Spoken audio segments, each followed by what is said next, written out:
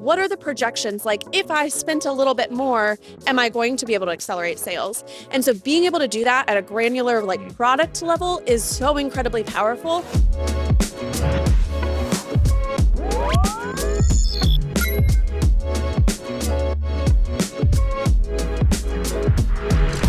Okay, Laura, we're talking about SmartACOS. Now, I'm wondering if you can really help explain this to me. Like, I don't know already what SmartACOS is. So let's start with an easy question. Maybe less easy. Let's just start with a simple question. Okay. What is SmartACOS? So SmartACOS is our tool's ability to identify the appropriate target that you should set based on your goals. And so it allows you to input a goal like profitability or total sales growth. And then it looks across your campaigns and your ad groups, because we bid at the ad group. We set goals at the ad group level. We bid at the keyword level. And it looks at all of the historical data and runs projection models based on that historical data to look at opportunity. And it suggests an ACOS target based on those goals. And so SmartACOS is a AI-based machine learning ACOS suggestion based on your goals. Why is SmartACOS so significant? Because there's a lot that SmartACOS brings to the table. There are a lot of words that are involved here, like predictive AI, machine learning, all the buzzwords, and they're really good. Why is this really so significant, though? What impact does it have? Yeah, the more granular that you can get with how you're bidding and how you're spending your money really allows you to dial in a really granular way to drive each dollar further.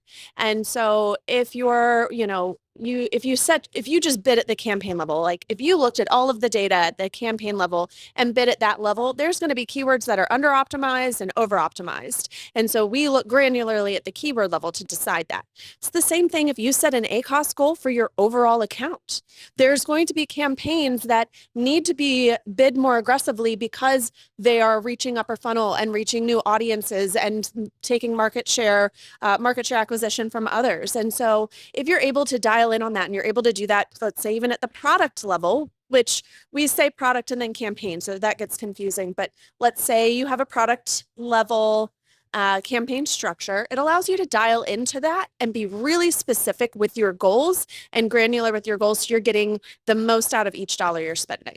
Let's talk about those goals, because that's a really important aspect of SmartACOS. So there are 4 of them. Can you outline what those goals are and how SmartACOS kind of works within those goals? Absolutely. So first, I just want to mention, we are assuming that you have at least a parent product level campaign structure.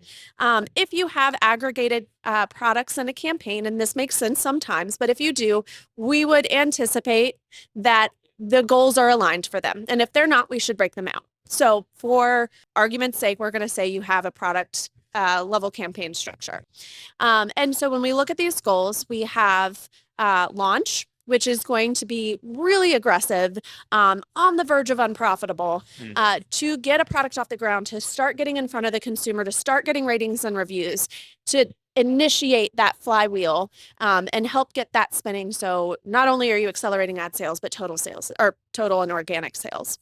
The second is growth. And so that's a little less aggressive than that launch, but we're still looking for that top line sales growth, maybe rather than the bottom line. And so that's how we'll think of the next 2, top line versus bottom line. And so growth is like, how do we continue to accelerate this? This is an emerging product. We've gotten past the launch phase, but we're still needing to invest extra dollars in advertising to keep that flywheel moving and keep momentum going with it. The next is your profit. This is going to be hopefully the majority, unless you have a very new catalog, this is going to be the majority of your products that you are looking for that bottom line. You have to keep this in mind. It's very important. There might be some loss leaders, and you would look at one of those other 2, but for the majority of your products, you're going to want profitability. And the final is liquidate. I'm about to not be able to sell this product anymore, or run into a lot of warehousing fees with Amazon. I just need to get rid of this product. And we're going to go back to that.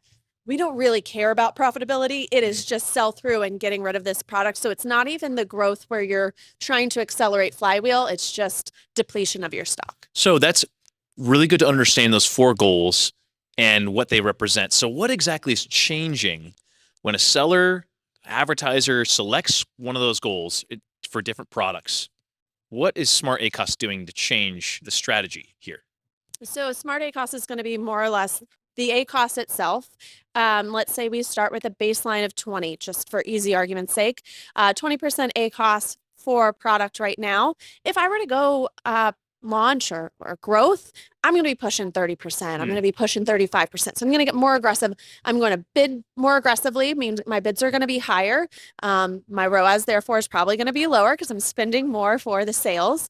And then your profitability is going to pull that back. It might be 20, it might be 18. It's surprising how little the percentage points are that make a difference. It can be in the order of 2 percentage points up to 10, but it's not usually a big range that makes an incredible difference in performance. That's really cool. So there's an interesting mix here of the user identifying what goal they have with the product and the flywheel system, SmartACOS, adjusting to accommodate what the user is asking for, right? Is that kind of what the system is? That's absolutely right. And the system is taking it a layer or a step further and looking at projections, like line of diminishing returns. The next dollar you spent isn't necessarily going to get you the same return as that dollar right before it. And so it is running projections to understand not only what is the performance in terms of kind of that up or down based on the baseline on the goals you select. But what are the projections? Like, if I spent a little bit more, am I going to be able to accelerate sales? And so being able to do that at a granular product level is so incredibly powerful. And again, you could model this as a human being. It would take such a significant amount of time. And by the time you completed it, you'd need to start all over again. Of course. And when you picture that at scale, that just changes everything completely. So what kind of results have we seen with SmartACOS, with the implementation of this? Yeah, so the initial results we've seen, we had some clients very excited about the profitability side.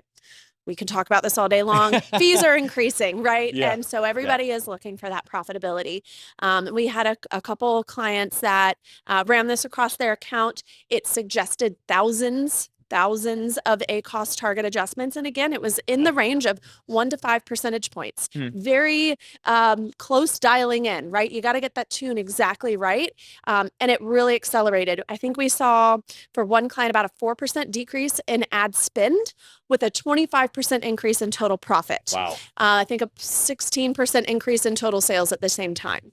And so dialing in at that level really can accelerate and really squeeze every drop out of the opportunity within your account.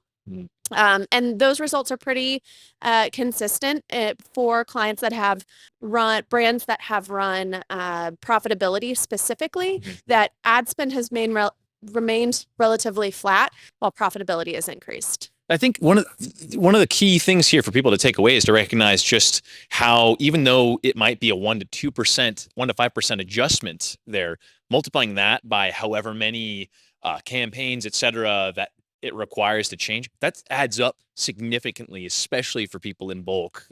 And that points to the importance of having a system like this to make those changes. There are more releases coming up for SmartACOS, but there's some really exciting conversations that we're having, that the industry is having about predictive AI, generative AI, and there are a lot of really exciting things in the future coming out for Teikametrics to play off of those. SmartACOS is one of those things. So Laura, thank you.